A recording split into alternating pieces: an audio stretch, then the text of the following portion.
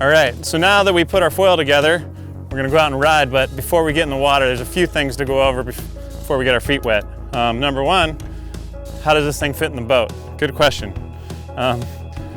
Basically what you wanna do is put it into your normal wakeboard tower rack, and drop the mast behind the rack a little bit, with the wing pointed down.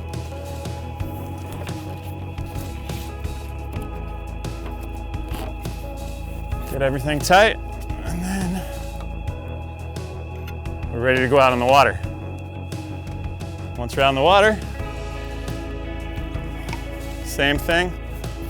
Take this out of the rack, put it on the back. We'll make sure that we're facing the wings up so we can keep our upholstery intact. Now we're ready to ride, so let's go over a few of the basics here. Line lengths.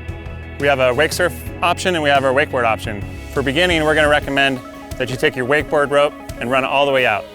What that does is it gets you away from the back of the boat, outside of the prop wash, outside of the wakes, and just in the cleanest water that really maximizes the learning environment. So we'll start out with that. So how fast do we go for wake foiling?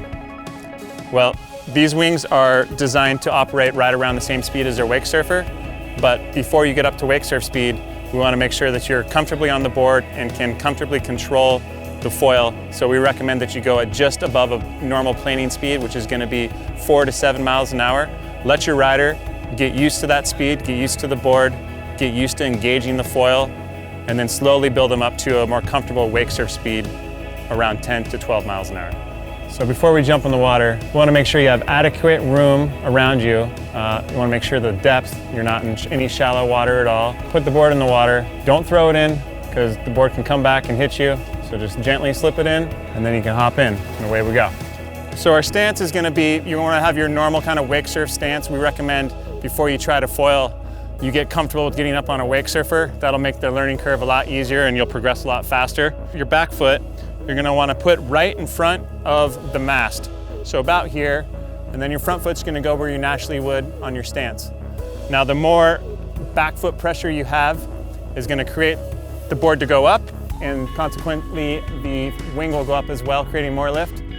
If you want less lift, you want to rock your stance forward and put more weight on your front foot, and that will create a downward moment for the wing. All right, and so when you get up, the goal is to not engage the foil for your first time. So you're gonna wanna really exaggerate the front foot weight, and when you get up, you're gonna put as much weight forward as you can so that only the board is riding and you're not engaging the foil at any time.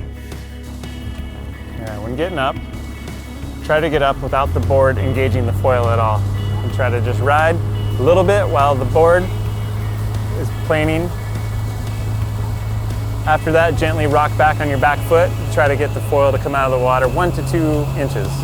All right, so how do we fall? Well, first, don't try to be a hero. And what does that mean?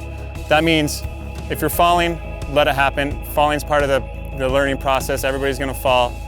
What we don't want to avoid is falling in weird positions where you're trying to save it, or you're in an awkward balance position and you're trying to correct yourself.